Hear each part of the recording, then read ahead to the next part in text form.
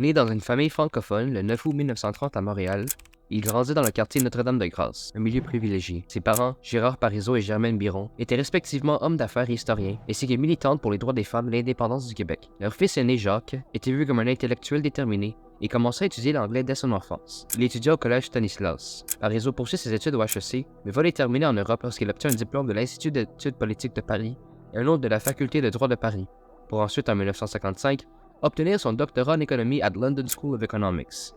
Il revient ensuite au Canada, et c'est avec la prise de pouvoir de Jean Lesage en 1960 qu'il quitte son travail pour s'impliquer dans la première fois dans des comités politiques.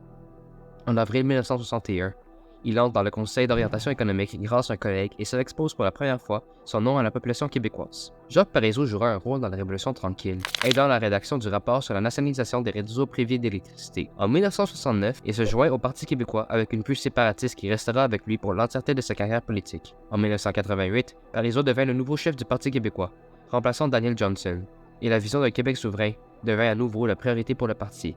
En septembre 1994, lui et le Parti québécois sont enfin élus avec 45% des votes et 77 sur 125 sièges à l'Assemblée nationale. Il devient premier ministre du Québec, avec les référendums en tête.